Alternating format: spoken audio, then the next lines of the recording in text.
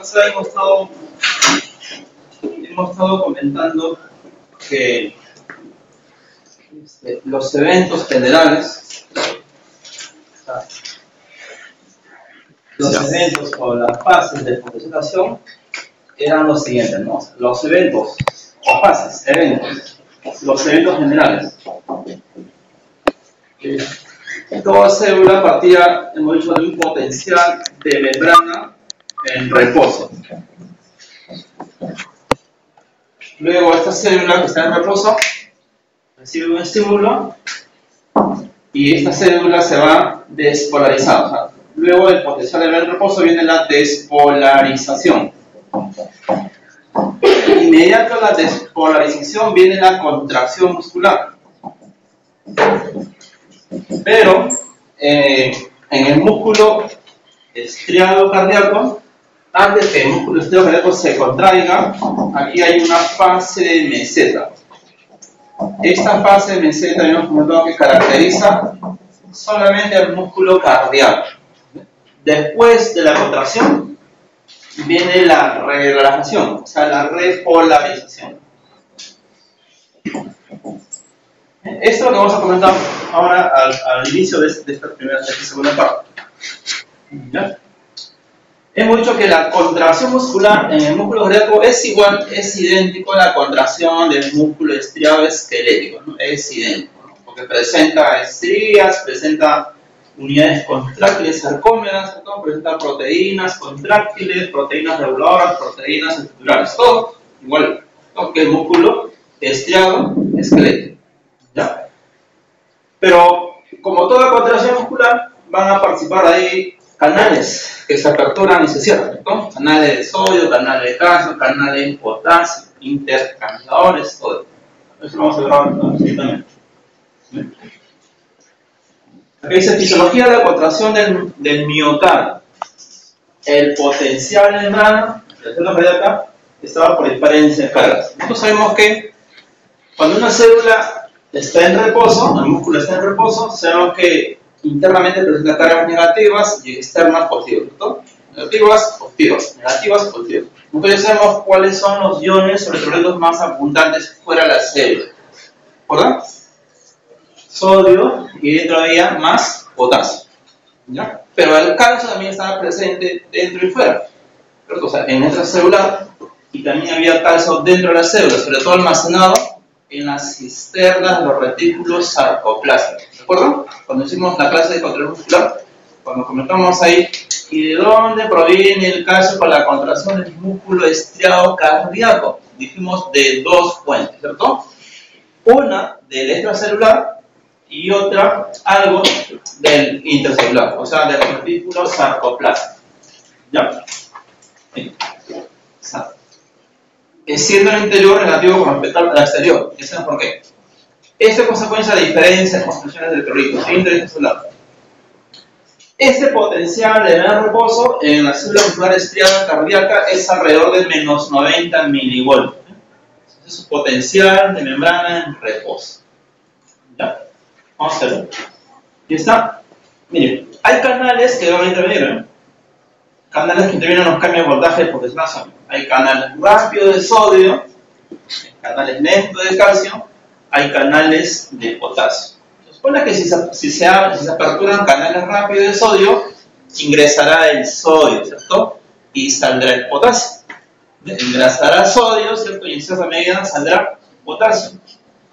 Y ante la salida de ese potasio se van a aperturar canales lentos del calcio, ¿no? Para contrarrestar, ¿cierto? Las cargas, ¿no? Las cargas. Y luego salirán luego los canales que están abiertos se empiezan a cerrar y se abren canales de potasio. Vamos a ver. Bien. Entonces, en la membrana de reposo el más similar al potasio que al sodio. En reposo, ¿no? Muchos canales están abiertos, mientras que el sodio no lo está. También hay estas bombas, ¿cierto? Que van a participar también en la formación del potencial de reposo. Está la bomba de sodio-potasio, la bomba sodio-potasio de TPasa, ¿no? La bomba de calcio de TPasa y el intercambiador sodio de calcio. Todos ellos van a participar en muchos eventos, ¿no? tanto en la despresión, en la fase meseta, en la contracción y en la repolarización. ¿Ya? Vamos a ver. ¿Cuáles son las fases entonces de potenciación? Hemos dicho que todo parte de un potencial de nivel de reposo, ¿no? Menos 90 milivoltios es un potencial aproximadamente. Esta es la respuesta cardiana. Luego viene la despolarización. Claro, nosotros ya sabemos que cuando vimos el tema, ¿verdad?, del automatismo cardíaco, esa capacidad que tiene el corazón de generar, ¿recuerdan?, conducir y transmitir su propio potencial de acción. Aquí estaba el corazón. A este nivel, ¿no?, se iniciaba, aquí estaba el nodo sinusal, ¿recuerdan? A este nivel estaba el otro nodo, el nodo aurículo-ventricular, y acá había gases, fibras internodales. Sabemos también que este nodo sinusal era el responsable de dar inicio, ¿cierto? Es el que genera, el que da inicio la actividad eléctrica del corazón, o sea, genera los potenciales de acción. Y estas vías o gases solamente conducen ese potencial de este nodo al otro nodo auriculoventricular. Y este nodo auriculoventricular tiene una propiedad muy importante, una función muy importante de retardar, lentecer, de molar la conducción al área Higgs en una décima segundo. ¿Por qué? Porque en ese momento se está dando la fase más larga de decirlo, que era la diástole general. Y simplemente para garantizar el llenado ventricular se daba este retardo, ¿no? Y luego aquí venía la fiebre de Purkinje y así.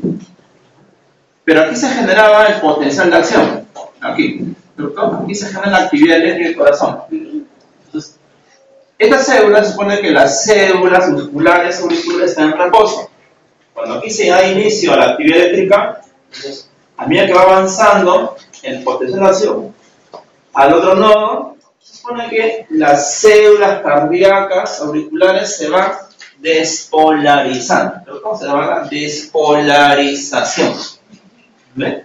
Se van despolarizando para luego pasar a una fase meseta y luego ir contrayendo, ¿cierto? Para que sea la contracción auricular llamada sístole auricular. ¿Ya? Pero ¿quién garantiza esta despolarización? Un potencial de acción, una célula próxima hace que se haga momentáneamente los canales rápidos de sodio, ¿cierto? Si se abren canales de sodio, se supone que ingresan sodio, se supone a las células, ¿cierto?, a la célula cardíaca auricular ingresa sodio, y se supone que si ingresa sodio debe salir potasio, ¿cierto? Potasio. ¿Ven? Luego de la despolarización viene la fase meseta.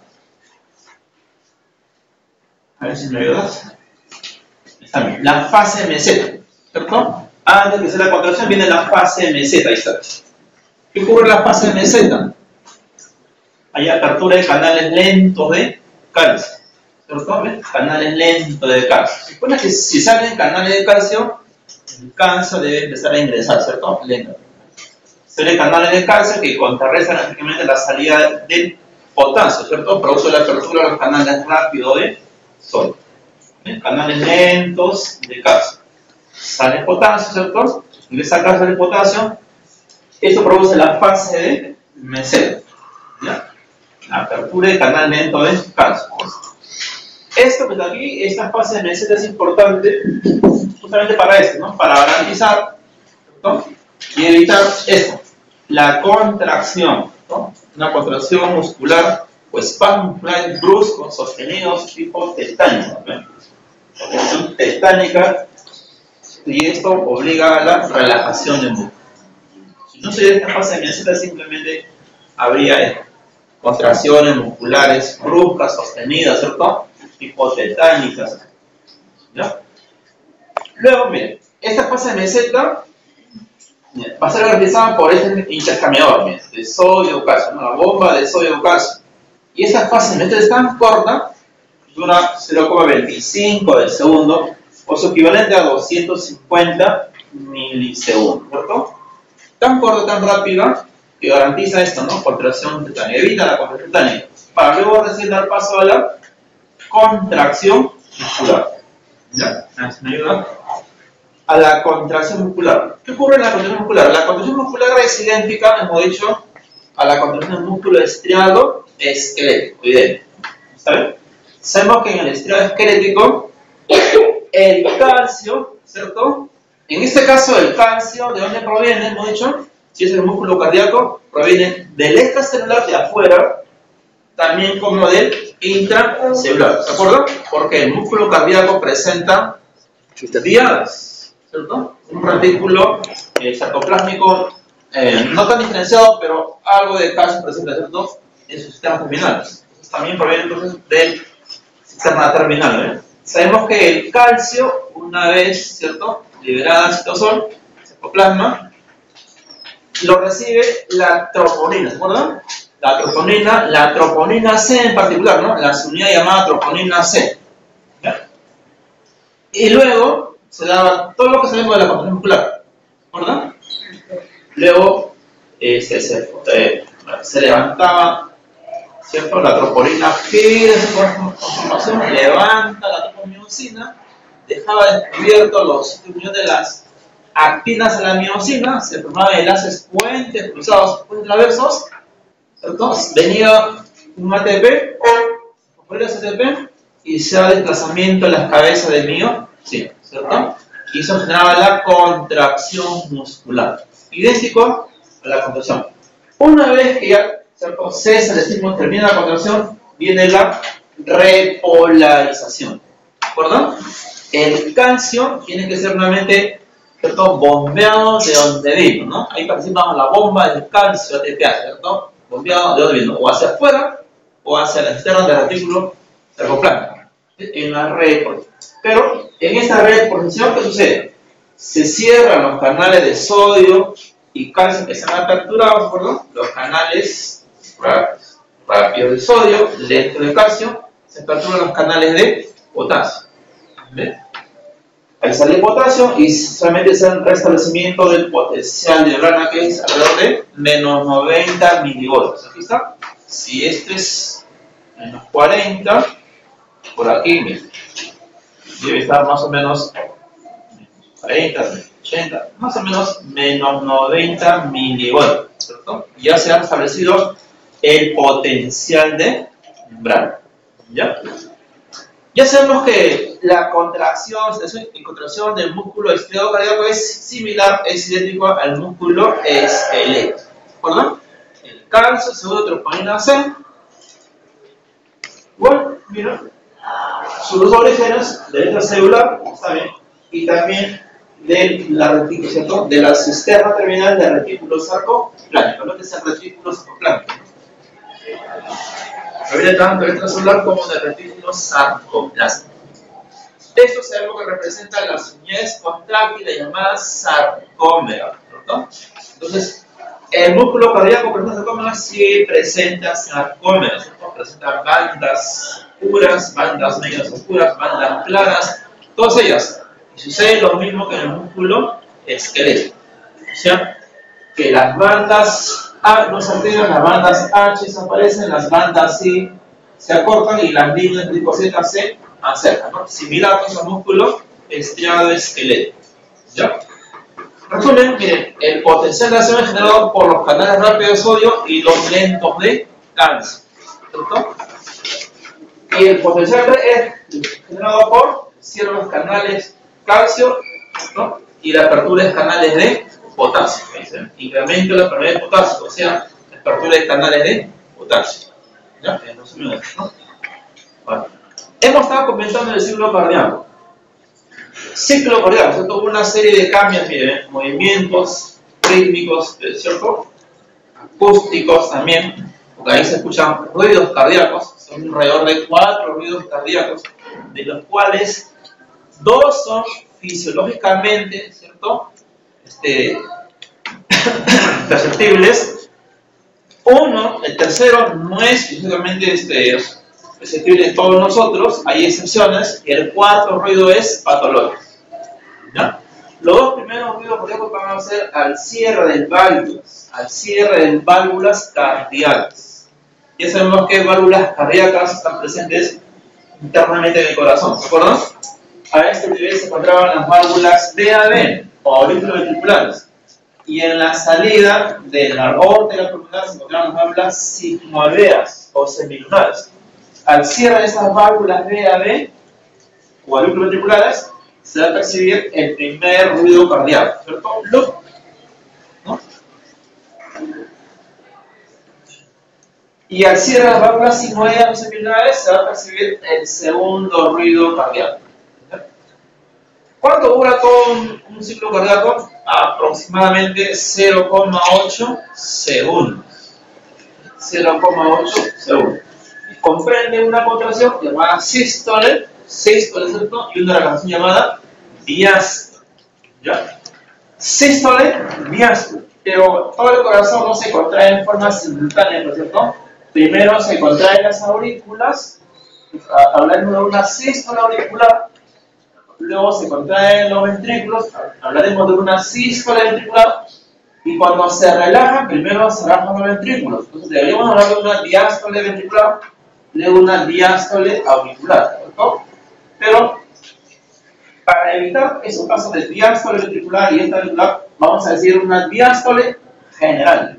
Entonces, ahí están los tres momentos, ¿no? Las tres fases del ciclo cardíaco: una sístole auricular, una sístole ventricular y una diástole general. ¿Ya? Vamos a ver. Pero ¿por qué se da la sístole, cierto? ¿Y por qué se da la diástole?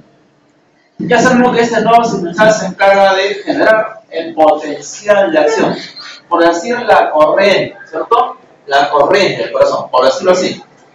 A medida que este potencial o corriente, ¿cierto? va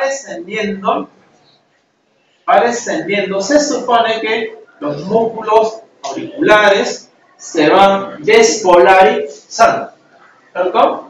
Luego pasa una fase meseta y luego empiezan a contraerse, ¿cierto? Y cuando comienza a contraerse se dice que las aurículas están contrayendo, o sea, estamos hablando de una sístole auricular, ¿cierto?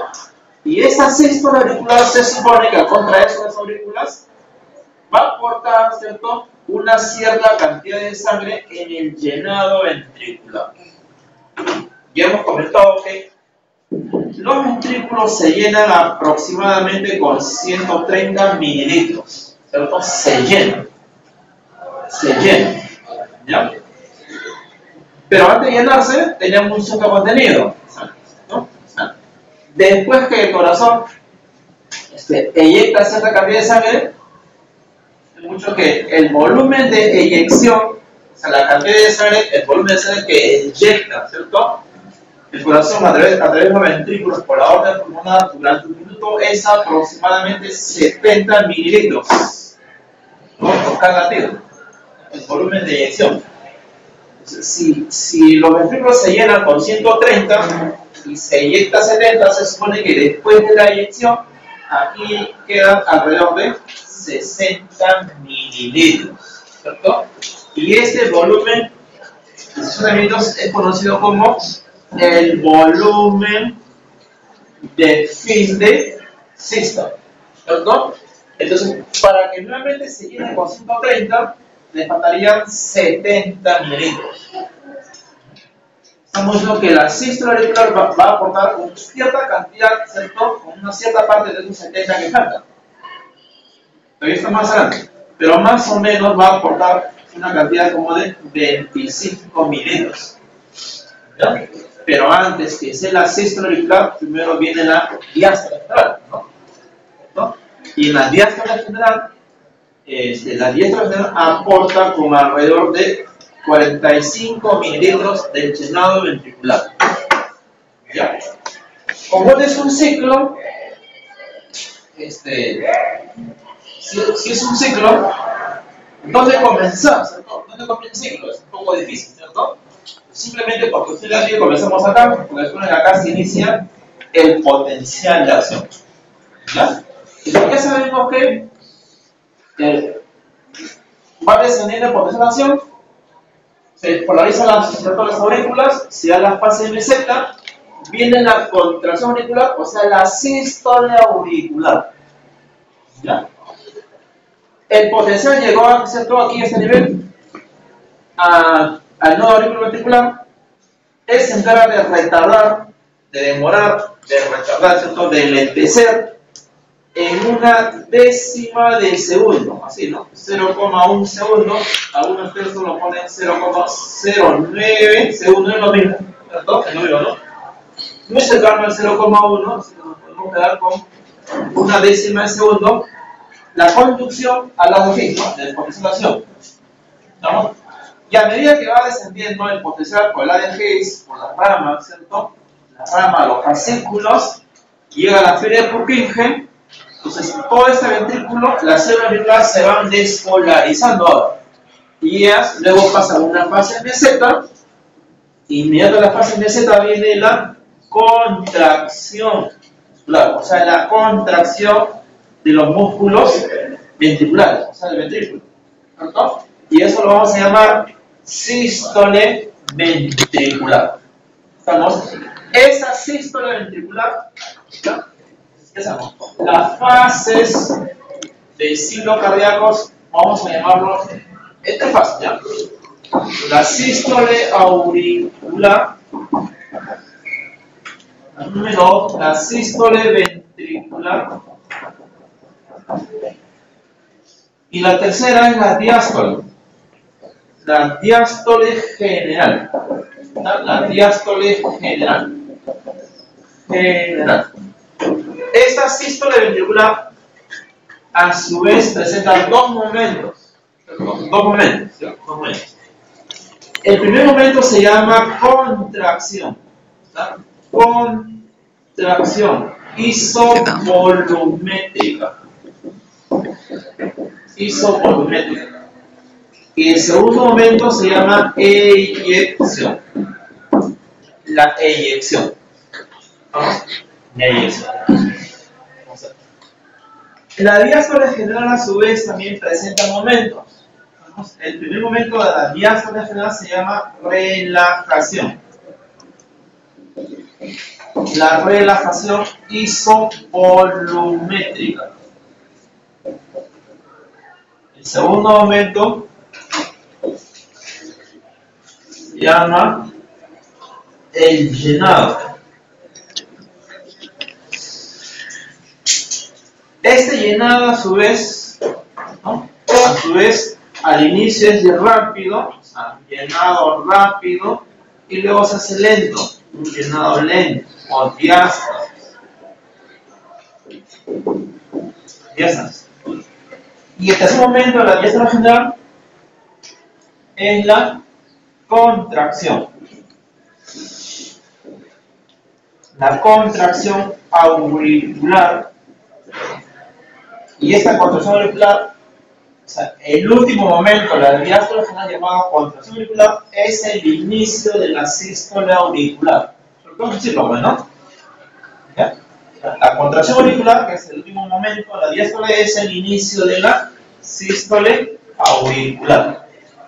¿Ya? Vamos a ver mejor con el esquema.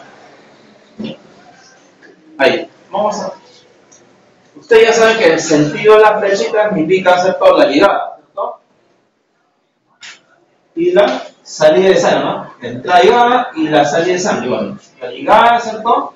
Esto es que no solamente en una sola dirección, para ver. Ustedes saben que no ocurre así, ¿cierto? Se da en forma simultánea, ¿cierto? Simultánea, ¿ya? Aquí estamos viendo, mira, aquí llega sangre, vamos a ver. Vena cava superior, vena cava inferior, y también sabemos que el propio drenaje del corazón, ¿se acuerdan? A través del seno venoso coronario, ¿cierto? Esos tres vasos drenan sangre, ¿cierto? Bueno, sangre venosa, o poco oxígeno, aquí, ¿no? En la aurícula de pecho, ¿cierto? Vena cava superior, vena cava inferior, y seno venoso coronario, ese nivel, ¿ya? Y esa sangre que llega a ese nivel, se supone que pasa a los ventrículos. ¿Ya? Y de ventrículo sale, ¿cierto? Pero para que la sangre pase de aurícula a ventrículo, aquí se da una apertura de las válvulas aurículo-ventriculares. ¿Cuándo se da la apertura? Cuando se está dando el llenado ventricular. Se supone que durante el llenado ventricular, las válvulas aurículo-ventriculares están abiertas, ¿cierto? Están abiertas, ¿ya? Están abiertas. A medida que la sangre, se supone, ¿no?, llega a los ventrículos, aquí había una cierta cantidad de sangre, mucho, ¿no? 60 mililitros aproximadamente, ¿no? Entonces, durante el llenado ventricular, es mucho que el llenado aporta alrededor de 45 mililitros de sangre, ¿no? El llenado. ¿Ya? Se va llenando, ¿cierto? Se va llenando. Se supone que en el electrocardiograma se está representando la onda Q, complejo Q, ¿verdad? Complejo RST, ¿no? PQRST. Se está llenando. Bien. Para que la sangre avance de aquí y acá, se supone que también la aurícula se está contrayendo, se está dando la sístole auricular, ¿no? La sístole auricular, ¿ya? Se dio llenado por bien.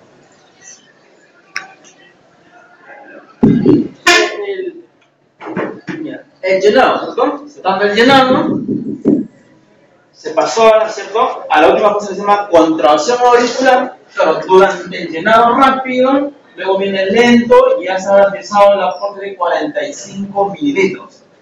¿No? Llenado rápido, llenado lento, y luego viene la contracción auricular, ¿cierto?, que sería el inicio de la sístole auricular, ¿cierto? Y esa sístole auricular garantiza con los otros 25 mililitros más de sangre para completar nuevamente el llenado, el llenado de los ventrículos. En ese momento, con 70, cuando alcanza ese nivel de 70 mililitros, ya estamos aquí, en la sístole ventricular, ¿cierto? En el primer momento llamado contracción isovolumétrica. Al inicio de esa contracción isovolumétrica se da el cierre de las válvulas auriculoventriculares, ¿cierto? Y eso va a dejar percibir el primer ruido cardíaco. ¿Ves? Ahora ya están cerradas estas válvulas VAB y también estas válvulas BS, ¿cierto? BS. Entonces, en este momento llamado contracción isovolumétrica, y luego más adelante en la relajación isovolumétrica, estas cuatro válvulas están completamente cerradas, ¿cierto? Las VAB y las B están herméticamente cerradas. Entonces, ¿en qué momento del ciclo cardíaco no ingresan y salen solo los ventrículos? Durante la contracción isovolumétrica y la relajación isovolumétrica, ¿cierto? Herméticamente, no ingresa, no sale. ¿Y por qué no sale sangre de los ventrículos, ¿cierto?, hacia la cuerda? De los ventrículos por la aórtica pulmonar, porque las presiones dentro de los ventrículos todavía no han superado, ¿cierto?, la presión de la aorta y la pulmonar. Mientras no la superen, esas válvulas sigmoideas, aórticas y pulmonares no se aperturan. Entonces ya sabemos que la presión a ese nivel de la aorta es alrededor de 80 milímetros de mercurio, ¿cierto? Y la presión alrededor de la válvula pulmonar es alrededor de 10 a 15 milímetros de mercurio. Entonces, mientras no se supere, esas presiones no se aperturan, ¿cierto? Por lo tanto, se da la sístole ventricular, ¿cierto? Se están pasando ya al segundo momento de la sístole ventricular, aquí, ¿cierto? Aumenta tanto la presión interna, la presión en el ventrículo izquierdo supera más o menos los 120 milímetros de mercurio, supera grandemente los 80 que lo ofrece la presencia, y la presión en el ventrículo derecho supera, ¿cierto?, a los 10 o 15, llegando a 20 o 25, y en ese momento estas válvulas sigmoideas aórticas pulmonares se aperturan, por gran diferencia de presiones en el izquierdo, ¿cierto?, y algo en el derecho. Y en ese momento, ¿qué se da? La eyección, ¿cierto? El segundo momento, la sístole ventricular, la eyección. ¿Y qué cantidad de sangre se eyecta, ¿cierto?, por cada latido? Aquí en la sístole ventricular hemos dicho más o menos 70 mililitros, ¿cierto? Volumen de eyección o volumen sistólico. Por cada ventrículo. ¿Y qué cantidad de sangre queda en los ventrículos? 60. Y esta cantidad que hay aquí se llama volumen de fin de sístole o volumen telesistólico, ¿cierto? O volumen telesistólico. Inmediatamente a la eyección, ahora hay gran presión afuera, en la aorta pulmonar, y poca presión en el ventrículo, ¿cierto? Y en ese momento comienza la relajación ventricular, o sea, la diástole, ¿cierto? General. Y la diástole comienza con la relajación isovolumétrica. Estamos, como ahora hay gran presión aquí en la aorta pulmonar, con gran fuerza sale la sangre por la aorta pulmonar, entonces en ese momento ¿qué va a haber? Va a haber una gran distensión de la aorta pulmonar a este nivel, poca presión adentro, gran presión afuera, y la sangre va a tender a regresar, ¿cierto? A este lugar de baja presión. ¿Qué lo evita? ¿Qué lo impide? Las válvulas que estaban atrás en ese deseo, ¿cierto? El retorno sanguíneo hace que esas válvulas se cierran, y eso ocurre al inicio de la relajación isovolumétrica. Y ahí se percibe segundo ruido cardíaco. ¿Vamos? Segundo ruido cardíaco. Y en ese momento, rápidamente la sangre que salió inyectada, ¿cierto? Recorrió todo el organismo, ¿no? Se fue arriba, abajo, ¿cierto? Y está nuevamente regresando con la aorta, bueno, cava superior, cava inferior y seno venoso coronario, ¿cierto? Y se está dando el llenado ventricular. El llenado. Primero un llenado rápido, ¿cierto? Hay situaciones que durante el choque de la sangre sobre las paredes ventriculares durante el llenado rápido deja percibirse el tercer ruido cardíaco, ¿cierto? Ese tercer ruido cardíaco que es solamente perceptible en los recién nacidos y en las personas muy delgaditas, ¿ya? Más no en nosotros, ¿cierto? No es patológico, pero solamente en este caso en particular se percibe el tercer ruido cardíaco, ¿no? Durante el llenado rápido. Y a medida que se va llenando, viene un llenado lento, diástasis, ¿cierto? Ese llenado rápido mucho que aporta con 45 mililitros, ¿cierto? De los centros que faltan. Luego viene la contracción auricular, o sea, el último momento de la diástole general, ¿vamos? Que sería el inicio de la sístole auricular, y esta sístole garantiza 25 mililitros de llenado, ¿cierto? Y se vuelve a llenar nuevamente el ventrículo con 130 mililitros. Ese volumen se va a conocer ahora como volumen de fin de diástole o volumen telediastólico. Entonces la contracción auricular garantiza con 25 mililitros de llenado ventricular. ¿Ya? Volumen telediastólico o volumen de fin de diástole. La diferencia de ambos volúmenes se supone que es el volumen sistólico, ¿no? O de eyección. ¿Ya? La diferencia de volumen sistólico o de eyección. Vamos a ver. ¿Cuánto dura la sístole auricular ventricular y la central? Todas deben durar 0,8 segundos. Pero de esas tres fases, la más larga es la diástole general, ¿no? Dura alrededor de 0,0. Si la sístole auricular dura 0,1 segundo, ¿ves?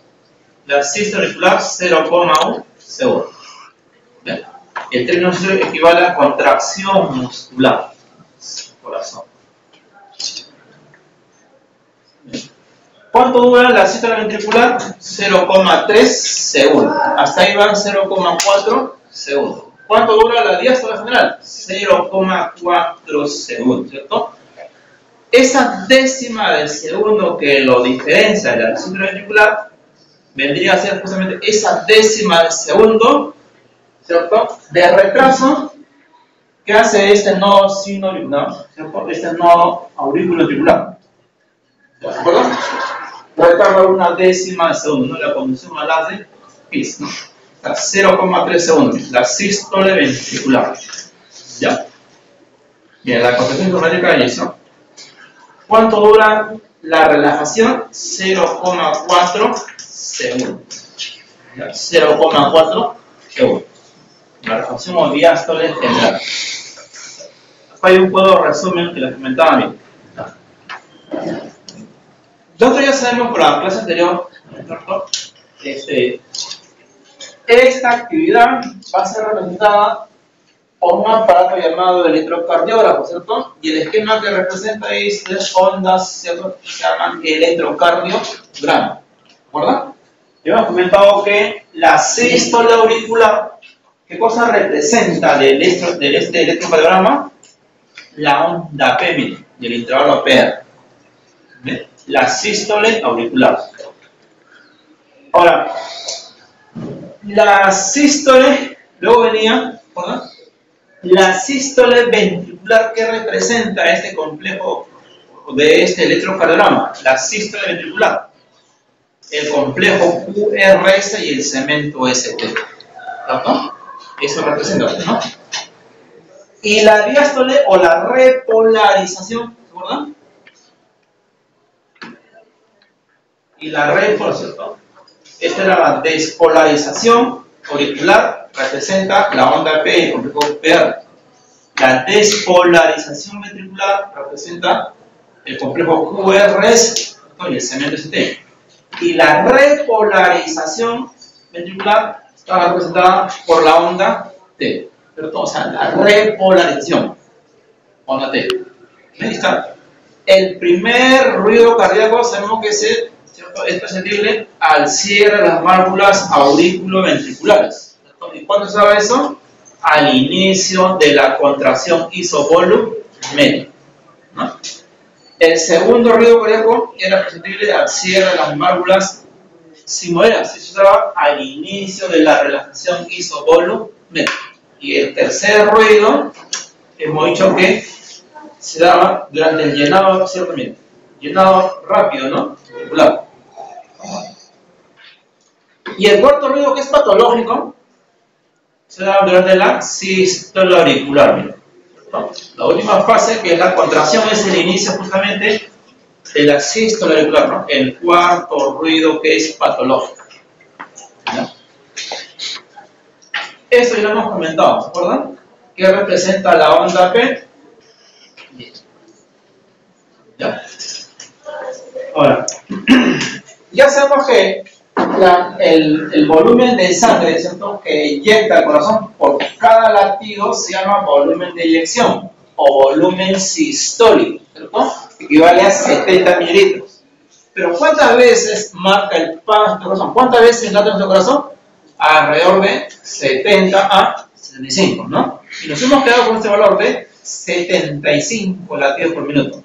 Entonces, el volumen total de sangre que llega a nuestro corazón durante un minuto se le conoce con el nombre de gasto cardíaco, ¿cierto? Cantidad de sangre inyectada por minuto, ¿cierto? ¿Cuáles son los factores fisiológicos que son directamente proporcionales al gasto cardíaco? El volumen de eyección o volumen sistólico y la frecuencia cardíaca. ¿Ve? ¿A cuánto equivale el volumen de eyección? 70 mililitros por cada latido, ¿no? Y la frecuencia cardíaca, 75. El producto sería el volumen de eyección, claro, y el gasto cardíaco o débito cardíaco, ¿cierto? Equivalente más o menos a 5.000, ¿cierto? Un poquito más, un poquito menos, alrededor de 5.000. En este caso, en este ejemplo, 5.250. Claro, porque esta frecuencia puede ser 70. Si fuera 70 sería 70 por 70, ¿cierto? Y sería 4.900, ¿no? Puede ser también 72. Ya en este caso le he puesto como ejemplo 75. Entonces, como resultado, 5.250. Alrededor de 5.000 mililitros, o sea, 5 litros. Vamos, en otras palabras, ¿qué cantidad, qué volumen de sangre inyecta el corazón durante un minuto? 5 litros, ¿cierto? Un poco más, un poco menos, ¿no? Durante un minuto. ¿Ya? Vamos a ver. Son factores fisiológicos también. Entonces, en un minuto toda la sangre ha pasado del lado izquierdo a la derecha. El gasto cardíaco puede identificarse en estrés, por ejemplo, ¿cierto? Ahora, si estos dos son factores fisiológicos que determinan el gasto cardíaco y son directamente proporcionales, entonces, si uno de estos factores se incrementa o disminuye, también se incrementa o disminuye el gasto cardíaco, ¿cierto? Obviamente, ante el ejercicio físico, el estrés, por ejemplo, se va a alterar la frecuencia cardíaca. ¿cierto? Hay ejercicio físico, se altera, ¿cierto? Se acelera, entonces también se altera el gasto cardiaco, ¿saben? Este gasto puede modificarse en estrés, en ejercicio, fiebre, etc. Ejercicio intenso, miren, puede ser hasta 20 latidos más, ¿cierto? Por cada minuto, ¿no? Por cada minuto. ¿Bien? Pero de ese 100% del gasto cardíaco, por esa cantidad que lleva el corazón por un minuto, ¿qué porcentaje del gasto cardíaco requiere el corazón y qué porcentaje requiere el cerebro? 5% más o menos requiere el corazón, el 5% del gasto cardíaco. Y si el gasto cardíaco es alrededor de 5.000 mililitros, ¿cuánto es el 5% de 5.000? 5% de 5.000, ¿cuánto es? 250, ¿cierto? Mililitros por cada minuto. Vamos. Esa cantidad de sangre, ¿cierto? Que necesita cierto órgano, ¿no? Ese volumen de sangre que necesita cierto órgano por cada unidad de tiempo, o sea, por cada minuto, se le conoce con el nombre de flujo sanguíneo. ¿A cuánto equivale más o menos el flujo sanguíneo coronario? 250 mililitros por cada minuto, ¿cierto? Aproximadamente. Puede ser un poquito menos, un poquito más, sí, ¿cierto? Hay que lo que mencionan 225, otros 250. Ahora vamos a ver. Y si eso requiere el corazón, ¿cuánto requiere el cerebro? Si demanda 15% del gasto cardíaco, que es más o menos el triple, ¿cierto? De lo que demanda el corazón. ¿Cuánto sería más o menos? Si fuese 250, 750. ¿No? Hay autores que mencionan 750, otros 756, otros le ponen un rango, ¿sí? ¿Cierto? 750 a 900, le ponen un rango. Ahora lo vamos a ver. ¿Ya? Porque el flujo sanguíneo también se puede determinar de acuerdo al peso de cada órgano. ¿Cuánto pesas?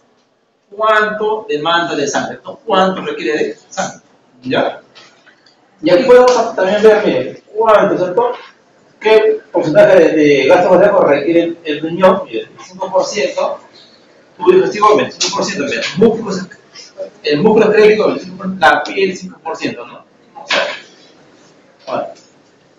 Ya sabemos que la frecuencia cardíaca es un factor, ¿cierto? Es uno de los dos factores que van a determinar el gasto cardíaco, ¿cierto? ¿Y cómo se regula la frecuencia cardíaca? A través de estos tres sistemas nerviosos autónomos. Supone que hablamos de autónomo sería simpático y parasimpático, ¿cierto? Regulación química hormonal, bueno, aquí participan hormonas, ¿cierto? ¿Qué hormonas participan a ver acá? Para regular frecuencia cardíaca. ¿Qué hormonas hacen variar frecuencia cardíaca? Adrenalina. Adrenalina, Acetilcolina. epinefrina, norepinefrina, también hormonas tiroideas, ¿cierto? T3, T4, porque esas hormonas son taquicardizantes, ¿cierto? Claro, por eso que el hipertiroideo tiene su frecuencia incrementada, ¿no? Palpitaciones, pulso rápido. Y el hipo es lo contrario, ¿cierto? Pulso lento, hipo, ¿no? Radical. Y la regulación iónica, es una que participan iones, ¿cierto? Vamos a ver. En este tema vamos a comentar rápidamente esto, miren. Regulación de la frecuencia a través del sistema nervioso autónomo, ¿ya? Ya está, bien. Esto que está acá representa parte del sistema nervioso central, ¿cierto? ¿Ya está? Aquí está el encéfalo, parte del encéfalo, por aquí viene el medio espinal, y parte del encéfalo es esta estructura llamada bulbo raquídeo, ¿cierto? En este bulbo raquídeo se encuentra, entre otras cosas, el centro cardiovascular. ¿Vamos? ¿Ya? Cardiovascular. Bien. El sentido de las flechas me indica llegada al centro, ¿cierto? Y salida del centro. ¿Ve? Y aquí dice acá, impulso nervioso, ¿cierto? Van a llegar al centro cardiovascular provenientes ¿de dónde? De centros superiores, como que, por ejemplo, está corteza cerebral, sistema límbico e hipotálamo, ¿cierto? Y pues, ¿qué información llevan esto? ¿Qué información, sentido llevan esto al centro cardiovascular? ¿Por qué? Sabemos que a este nivel se interpreta, por ejemplo, sentimientos, ¿cierto? En el hipotálamo térmico, ahí se interpretan sentimientos, emociones, cólera, ira, rencor, ¿cierto? Ya, conductas sexuales de rechazo, aversión. ¿Vamos? ¿Por qué? Cuando de pronto vemos a una persona que no nos cae bien, ¿cierto? ¿No? Nos llenamos de una rabia, una cólera, y de pronto empieza a acelerar nuestra frecuencia cardíaca. ¿Por qué? ¿Por qué? ¿Cierto? Porque cuando ves a tu profesor, al otro año ya, ¿cierto? Ya aquí se confirma jalado oficio. Simplemente tu frecuencia cardíaca. ¿Por qué? Porque esa información sensorial, ¿cierto? ¿No? De cólera, ira, rencor, etc. Se lleva ¿a dónde? Al centro cardiovascular, ¿cierto? ¿Y qué sucede? De este centro cardiovascular van a salir respuestas motoras eferentes. ¿A través de quién? Por ejemplo, de nervios cardioaceleradores, ¿cierto? Simpáticos, o nervios vasomotores. Para descargar, ¿cierto? Si son cardioaceleradores, descargarán adrenalina, ¿cierto? Sobre el corazón. Sobre todo, principalmente en el nodo sinusal. Algo en el auricular, más en el nodo sinusal, ¿verdad? Bueno, ¿no? Nodo sinusal. Y eso hace que se incremente la frecuencia cardíaca. Y si se incrementa la frecuencia, también se incrementa el gasto cardíaco. Igual sería aquí, no, mira. También de dónde? De propios sectores. ¿Por qué? Cuando de pronto empezamos a correr, ¿perdón? A ver, a correr se dice, ¿no? Varias vueltas, aquí, o bajen y suben varias veces, y luego en el laboratorio vamos a encontrar ahí su frecuencia incrementada, ¿cierto? Taquicardia. Pues, miren. Aquí dicen, reflejos barométricos. Ya sabemos que donde hay sensores barométricos, ¿verdad? Hay en las paredes arteriales de las coronarias, del callado, ¿cierto? Del callado de la aorta, ¿no? Del callado de la aorta, ¿no? Y también a nivel del seno carotídeo, ¿no? A nivel del seno carotídeo, ¿eh? Bifurcación de la carótida primitiva interna y externa, seno carotídeo, ahí también hay sensores barométricos en el callado de la aorta y en las arterias coronarias. ¿Dónde? Principalmente, callado de la aorta y bifurcación, ¿cierto? De la carótida primitiva, seno carotídeo. De aquí van a llevar, bueno, a través de ramas eferentes, ¿cierto? Información al centro cardiovascular. A eso, ¿cuáles son las vías aferentes? Las que llevan, las vías aferentes, a través del noveno y décimo par craneal, ¿cierto? A ver, noveno, miren. Viaja del nervio seno carotídeo en una rama del glosofaringo, noveno par craneal, ¿cierto? O sea, a nivel de seno carotídeo, bifurcación de la aorta, perdón, la carótida primitiva derecha más, interna externa, de ahí se lleva información a través del par negro, glosofaringo, ¿cierto? Al centro cardiovascular, ¿ya? Y del callado de la aorta, a través del décimo par craneal del bajo, se lleva información aferente al centro cardiovascular, ¿ya? Y las vías eferentes supone que regresan, estamos, del centro cardiovascular hacia el corazón o hacia los vasos sanguíneos, ¿cierto? A través de nervios pre y post ganglionarios, simpáticos y parasimpáticos, entonces, bueno, vagales, ¿no? Parasimpáticos, ¿ya? ¿Hacia dónde? Miren, hacia el corazón, hacia la arteria. Este es el esquema, ¿no? Miren, ¿ves? Está noveno par craneal, arriba, miren. ¿Información de dónde? Acá está el sensor, ¿cierto? Del seno carotídeo al centro cardiovascular. Del callado de la aorta a través del décimo par craneal.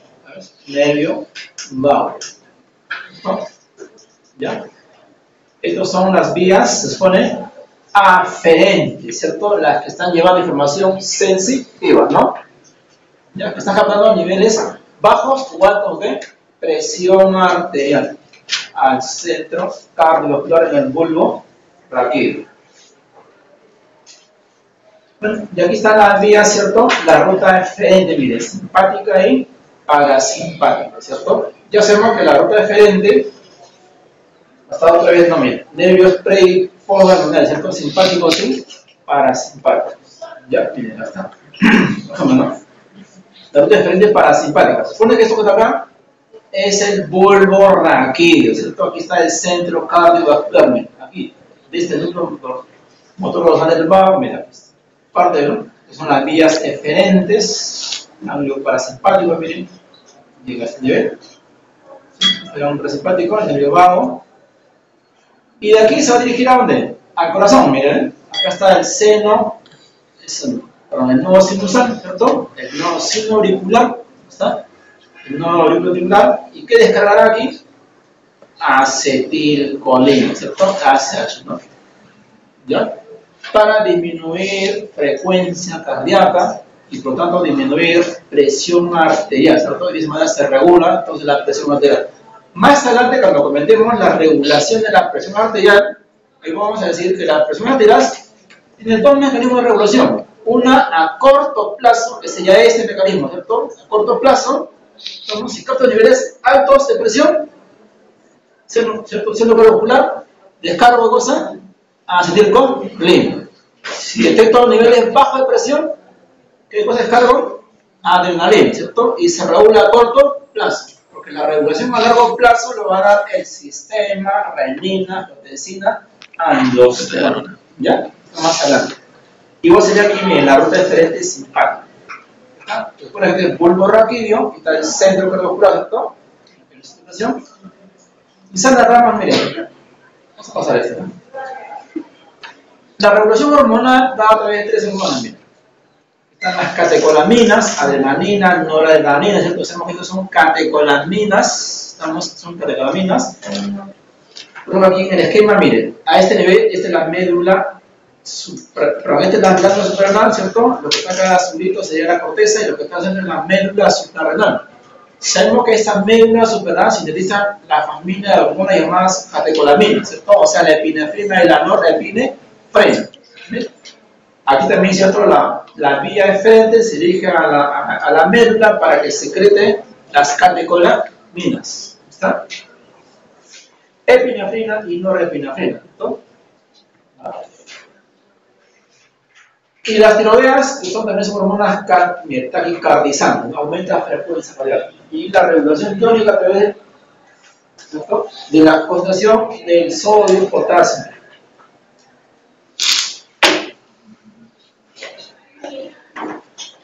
Regular la frecuencia cardíaca. La edad, por ejemplo, ¿cierto?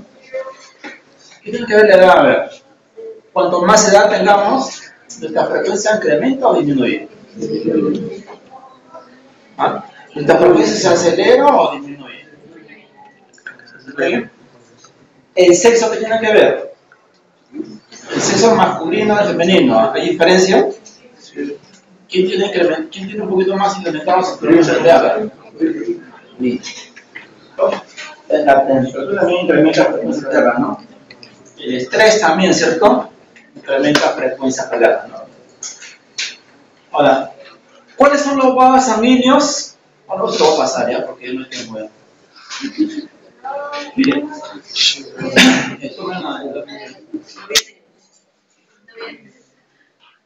Miren. Ya sabemos cuál es el orden, ¿cierto? De los vasos sanguíneos. Arterias, ¿cierto? Arterias de gran calibre, mediano calibre, ¿no? Pequeño calibre. Arteriolas, ¿cierto? Luego vienen los capilares. Luego vienen venas de pequeño calibre, vénulas, ¿cierto? Luego vienen venas de mediano calibre, de gran calibre, vena cava superior, vena cava inferior, ¿cierto? Esa es la secuencia correcta, ¿no? Supone que ellas presentan túnica, ¿cierto? ¿Se vería? Túnica íntima, media, adventicia, ¿ya?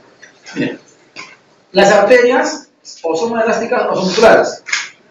¿Ya? Hay arterias cruzadas también, miren. Y las arteriolas, ellas, como los capilares, solamente presentan una sola hilera, ¿no? Una sola capita de células endoteliales. Estas capilares no tienen musculatura lisa, entonces ellas no pueden vasocontraerse ni vasodilatarse, ¿cierto? O sea, no pueden regular su flujo sanguíneo, ¿cierto? Claro, porque si no me vasocontraigo, evito que el pasaje sangre, ¿cierto? Y si hubo vasodilatación, hago que pase más sangre. Entonces, ellas como no pueden regular su flujo sanguíneo, Pues, ¿quién regula flujo sanguíneo local? ¿Cierto? Este nivel, y a partir de ahí hasta las venas, dentro de las venas, las arteriolas, ¿cierto? Ahí está, miren. Ellas regulan, miren, disminuyendo, aumentando, miren, la luz del vaso, miren, ¿cierto? Ellas regulan el flujo sanguíneo local, ¿cierto?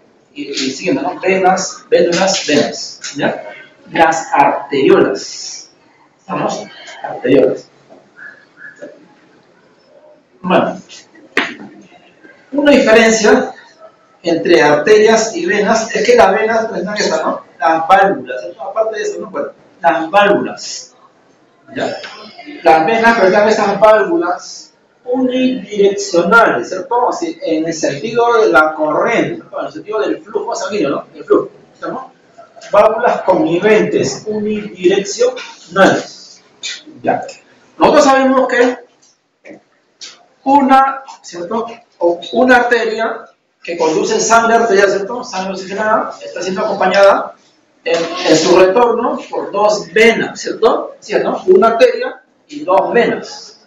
O sea, de tres vasos, una es arteria y dos son venas. De ahí que, ¿cierto? Si hay más venas, las venas, se sabe que las venas solamente son consideradas, ¿cierto? Reservorios de volumen. Mientras que las arterias son consideradas reservorios de presión.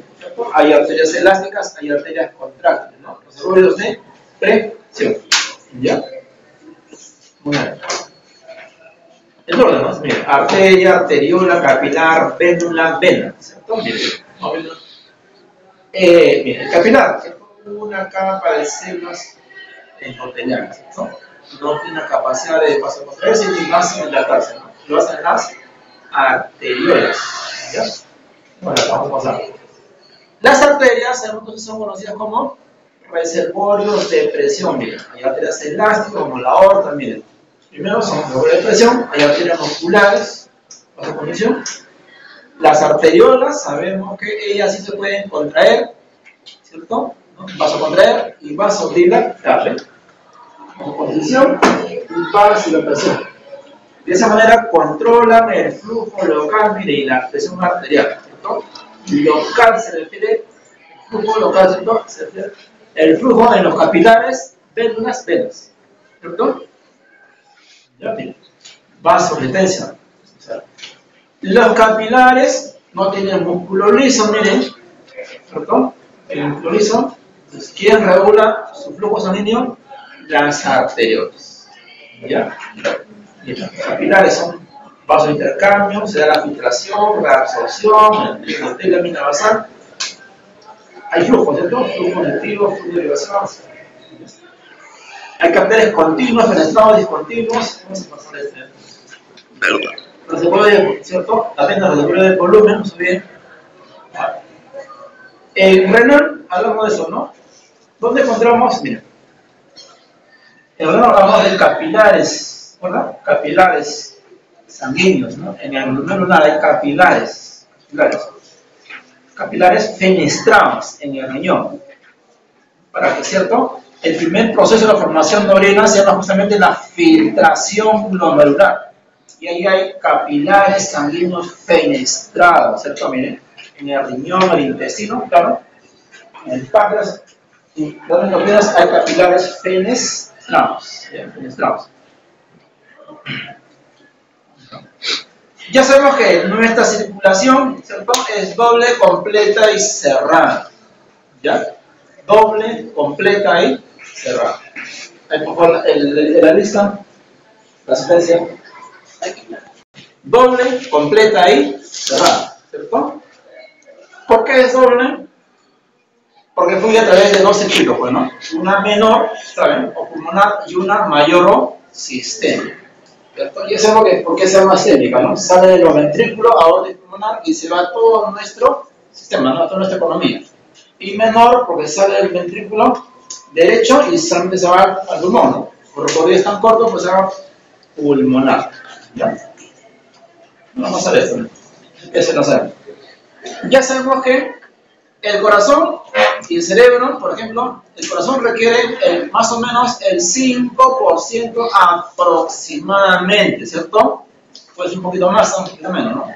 del flujo, perdón, del gasto cardíaco, ¿cierto? Y el cerebro el 15%, ¿no? Y esa cantidad que demanda de sangre, ¿cierto? Volumen de sangre en un minuto se llama flujo sanguíneo. Solamente vamos a ver, el flujo sanguíneo coronario, más o menos, ¿cuánto equivalía? Es mucho, 5% del gasto cardíaco, que es aproximadamente 250 mililitros por cada minuto, ¿cierto? ¿Está? Eso que acá de color azul lo podemos encontrar en el libro de Gano. ¿Ya? Además también tengo ese Gano, miren. Esto equivale también, miren, a 84 mililitros por cada. Esto es de acuerdo al peso del corazón. Perdón, de acuerdo al peso del corazón.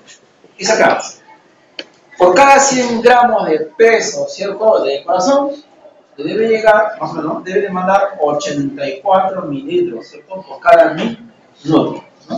¿Y cuánto pesa el corazón? Vamos a ver, mira que he puesto peso del corazón, ¿no? El peso del corazón es variable, puede pesar entre 250 a 275 gramos, ¿cierto?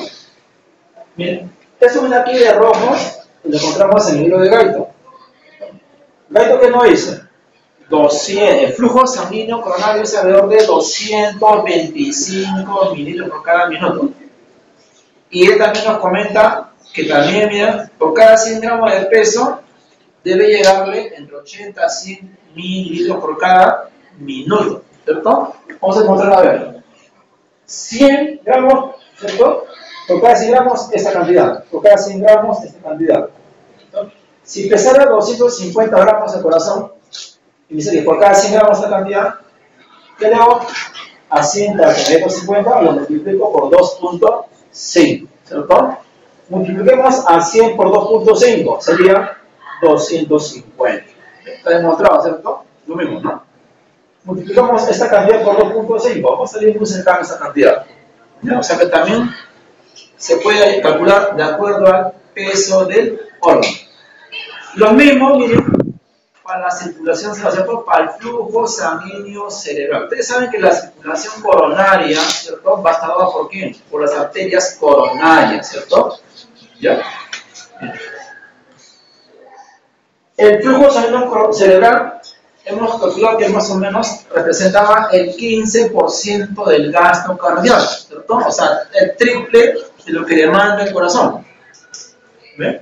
Y ustedes saben que todo lo que he puesto acá de rojito lo encontramos en Gaito, y lo que está en azul en el libro de Gano, ¿cierto? Gaito y Gano. También se puede calcular de acuerdo al peso del cerebro, ¿cierto? ¿Cuánto pesa nuestro cerebro aproximadamente? El 2% de nuestro peso corporal, ¿cierto? Asumiendo como peso corporal alrededor de 70 kilos, ¿cierto?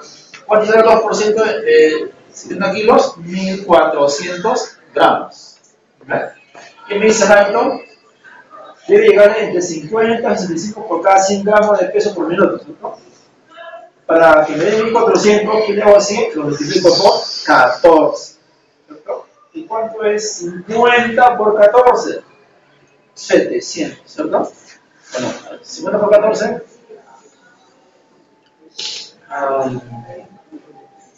14 por 5, 20. ¿Cuánto es 50 por 14? 300. 14 por 5, 22. 700, ¿cierto? 700, 700. Pero hay 50. Y si tomamos 65 y luego 60, vamos a dar entre este rango, ¿cierto? Entre 700, ¿no? 750 y 900, de acuerdo a Gaito, o como dice Gano, 756 mililitros por cada minuto. ¿Está bien? De acuerdo al peso, según Gano, de acuerdo al peso de Gaito. ¿Ya? La presión arterial, lo vamos a ver arriba. Miren. La arterial, hay mucho, ¿no? A corto plazo, todo este esquema ya se comentó, ¿no? Es igual que la frecuencia cardíaca, claro. Si yo regulo frecuencia, también regulo presión. ¿Ok? Miren acá. La presión arterial, ¿cierto?, es directamente proporcional a esos dos factores fisiológicos: el gasto cardíaco o débito cardíaco y la resistencia vascular sistémica. ¿Estamos? El gasto ya sabemos que a su vez es directamente proporcional al volumen de eyección, volumen histórico y a la frecuencia cardíaca, ¿cierto? Y esta resistencia vascular sistémica es también directamente proporcional, puede proporcionar a estos factores, mira, al diámetro del vaso sanguíneo. ¿Qué cosa implica el diámetro del vaso sanguíneo? Por ejemplo, ¿por dónde es más fácil? A ver, ¿por dónde es más fácil hacer circular sangre, por decir, no? ¿Por un vaso de esta magnitud o por un sorbete? ¿Por dónde es más fácil? Por el más alto, ¿no? ¿Por dónde es más difícil? Cuanto más pequeño sea el diámetro del vaso sanguíneo, ¿cierto? Mayor dificultad habrá para poder pasar, ¿cierto? Sale. ¿Cómo? O sea, mayor resistencia vascular periférica va a ofrecer, ¿cierto? Cuanto más pequeño es el diámetro del vaso sanguíneo, mayor será la resistencia, mayor será la resistencia vascular sistémica. ¿Estamos? Entonces, si ocurre una vasoconstricción, ¿estamos? Por ejemplo, ¿no? Arriba. Bien, arriba. Una parte de la práctica es, en tu día dicen, ¿no? Mi mamá dice, mano puesta sumergida en agua helada, dice, ¿cierto? Y tomar la presión arterial. Mano puesta, ¿no? Nosotros lo vamos a decir. Nosotros vamos a agarrar el hielo, ¿cierto? Agarramos el hielo ahí un buen rato, ¿cierto? O sea, hasta no soportarlo, con la mano izquierda, y luego tomamos la presión arterial. Y la pregunta es, ¿se incrementa o disminuye la presión con relación a la presión basal? ¿Qué va a pasar? ¿Dónde está la explicación? ¿Qué va a hacer el hielo, cierto? ¿Qué va a hacer el hielo en un vaso sanguíneo? ¿Qué hace que haga el hielo? ¿Hará vasodilatación o hará vasoconstricción? Ahí está. ¿Qué es lo que hace el hielo? Temperatura fría. Imagina que tú estés descalzo caminando, ¿cierto? Por el nevado. Ten la seguridad que no vas a durar ni muchas horas. Todo tu pie, ¿cierto? Se va a necrosar, ¿cierto? Si te rescatan, al final tu rescate, te van a amputar, ¿cierto? Todo tu dedito. ¿Por qué? Porque es encarnada una gran vasoconstricción, ¿cierto? A ese nivel. No se quiere, ¿no? Hace vasoconstricción a ese nivel. Si hay vasoconstricción, ¿qué va a pasar? Incrementa la resistencia vascular sistémica y por tanto incrementa la presión arterial. Eso queremos demostrarlo, ¿no? ¿Ya? Por lo contrario, por ejemplo, la histamina, ¿qué hace la histamina? Una gran vasodilatación, ¿cierto? ¿Y qué caía rápidamente? La resistencia vascular y también cae la presión arterial. Otro factor es la longitud del vaso sanguíneo, ¿cierto? ¿Quién te ofrece mayor resistencia? ¿Un vaso largo o un vaso cortito? Siendo los dos del mismo diámetro. ¿Quién te ofrece mayor resistencia al mismo diámetro, pero uno largo o uno cortito? El largo, ¿cierto? Cuanto mayor es la longitud del vaso, mayor es la resistencia y mayor es la presión arterial, ¿cierto? Eso se explica con lo siguiente. Ustedes saben que lo gordito, la obesidad, es un factor que predispone la hipertensión arterial, ¿cierto? ¿Por qué? ¿Por qué es un factor que predispone la hipertensión arterial? ¿Por qué en ellos, ¿cierto? Es frecuente, es normal que tengan su presión alta? ¿Por qué? ¿Por qué? ¿Qué pasa en los gorditos? Miren, sienten la luz, ¿cierto? De su vaso sanguíneo. ¿Qué va pasando con esta luz? Se va acumulando, ¿cierto? Se acumula ¿qué cosa acá? ¿Qué se acumula acá? Grasa, ¿cierto? Flaquitas, ¿no? ¿Ya? Ahí, ¿no? Ateromas. ¿Y qué va pasando con esta luz? Va disminuyendo, ¿no? Entonces, ¿qué hace nuestro organismo para compensar esta situación? ¿Qué hace para compensar esto? Porque si esto ocurre, miren, va a haber un problema, ¿cierto? ¿Qué hace el organismo? Empieza a formar, ¿cierto?, nuevos vasos sanguíneos. Hay gran formación, en los gorditos, ¿cierto? Hay gran formación de vasos neoformados para compensar, ¿cierto? Así como ¿qué pasa en la altura? ¿Se acuerdan de la altura? Poca presión atmosférica, poca presión para hacer oxígeno. ¿Qué hace el organismo para compensar eso? Produce gran cantidad de eritrocitos, ¿cierto? Una gran cantidad de eritropoyetina, gran cantidad de eritrocitos, y la cantidad, ¿cierto?, va a garantizar, ¿cierto?, que transporten oxígeno hacia todas las células. ¿Ya?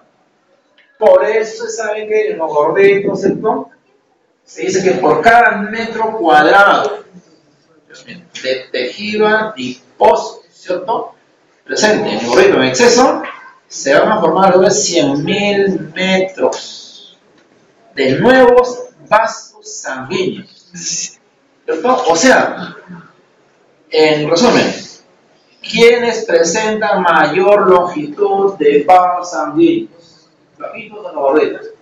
Los gorditos, ¿cierto? Por eso, ¿cierto?, en ellos, ¿qué se presenta?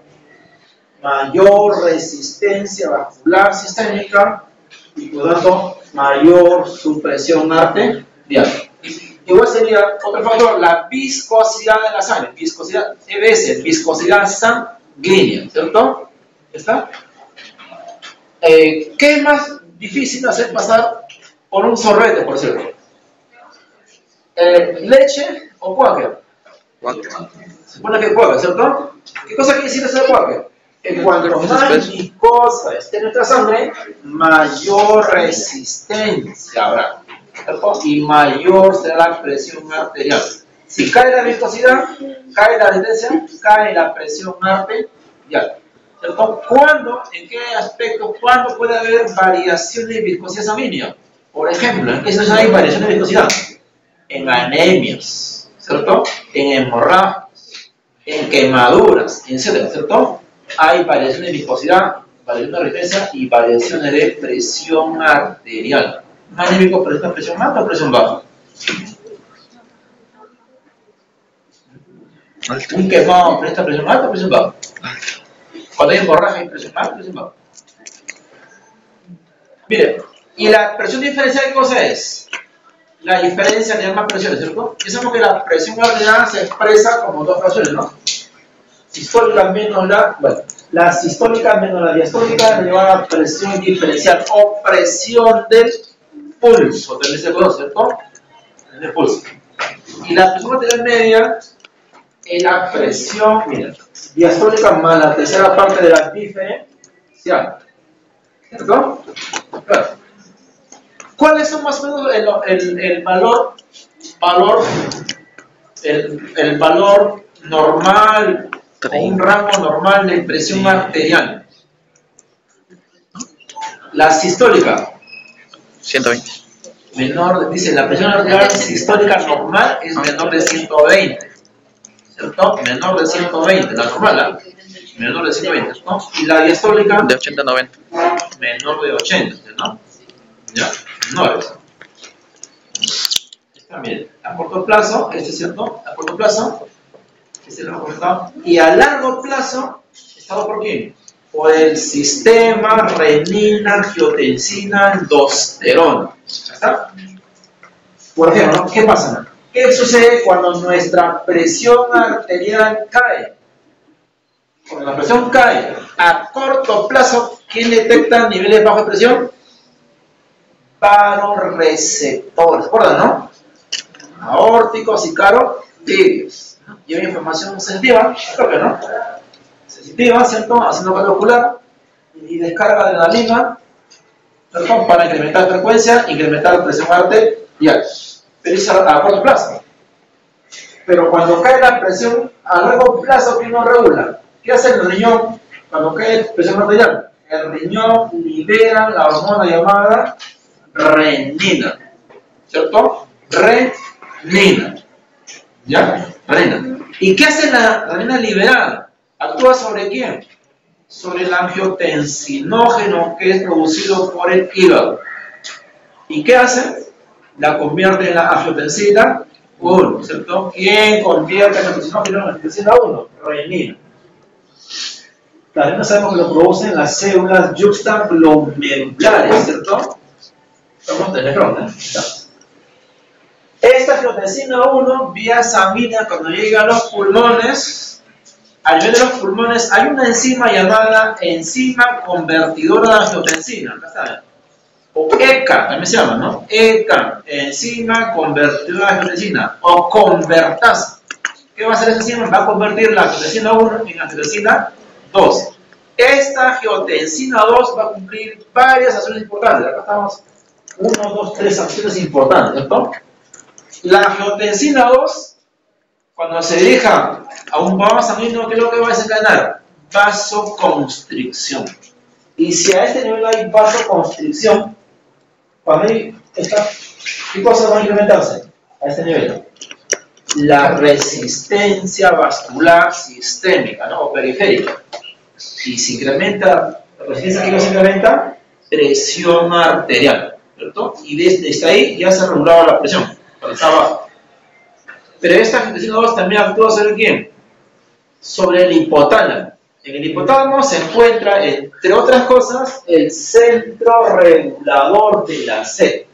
Aquí también en el hipotálamo se encuentran núcleos hipotalámicos, productores de hormonas. Una hormona que se produce aquí a este nivel es la hormona antidiurética. ¿Ya? ¿Qué hace esta angiotensina 2 cuando actúa en el hipotálamo? Estimula al centro regulador de la sed. Y si se estimula este centro, aquí se induce a la ingesta de agua. Y si hay ingesta de agua, ¿qué va a pasar? Ingresa gran cantidad de agua, ¿cierto? Tubo digestivo, intestino delgado, absorción de agua a nivel intestinal, parte de esa agua se va dirigido al riñón, ¿cierto? Llega al riñón, llega al nefrón, los médulos, ¿cierto? Contorneados, proximal, gene, distal, y al nivel de distal, ¿cierto? Empieza distal y colector. Por aquí también se estimula la liberación de la antidiurética, gran retención de agua, ¿cierto? Y si yo retengo agua a ese nivel, se supone que si la presión está baja, ¿cierto? Y ahora hay gran cantidad de agua, ¿qué va a pasar? Volúmenes, ¿cierto? ¿Qué va a pasar en el incremento de agua? El incremento de sangre. Va a incrementar la volemia y por lo tanto incrementa el gasto cardíaco, ¿cierto? Claro, pues, ¿no? ¿Recuerda? Gasto cardíaco, volumen de eyección y flujo cardíaco. Si se incrementa volemia, se incrementa gasto, se incrementa presión arterial. Y finalmente, esta angiotensina 2 también actúa sobre ¿quién? Sobre la glándula suprarrenal, sobre la corteza de esta glándula, y aquí va a estimular la liberación de un mineralocorticoide llamado aldosterona. Esta hormona liberada de esta corteza de la glándula actúa sobre el riñón a nivel de contorneado distal y colector, y este método se va a hacer, va a estimular la reabsorción de sodio, cloro, ¿cierto? Y cuando se retiene sodio, cloro, cuando se retiene esta sal, siempre las sales arrastran agua, ¿cierto? Entonces, indirectamente también se reabsorbe agua. La aldosterona es una hormona que estimula la reabsorción de agua. Entonces, si retengo agua, entonces se incrementa la volemia, el gasto cardíaco, la presión arterial. Y se reguló, ¿cierto? A largo plazo, la presión arterial. Y si la presión arterial, ¿cierto? Al contrario, esto es cuando estaba a niveles bajos, ¿cierto? Si la presión está alta, es mucho que está alta, ¿y qué pasaba? Está alta, ese centro regular a corto plazo, ¿qué liberaba? Acetilcolina, ¿cierto? Acá, ¿no? Disminuye frecuencia, disminuye presión arterial, ¿cierto? Claro, si la presión está alta. ¿Vamos? Y a largo plazo, ¿qué sucede? La presión está alta. Si la presión está alta, se supone que, ¿cierto?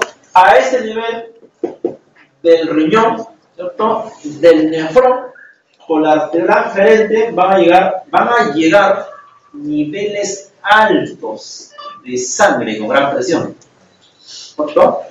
Y aquí va a haber un mecanismo de autorregulación de la filtración glomerular, ¿cierto? Y haciendo que la mácula esa le inhiba, ¿cierto? Le ordene no liberación de renina, ¿cierto? No liberación de renina. Si no se libera renina no sucede nada de esto, ¿no? ¿Cierto? Y ahí prima la concentración y se regula la presión a este nivel. ¿Ya? Y vamos a quedar.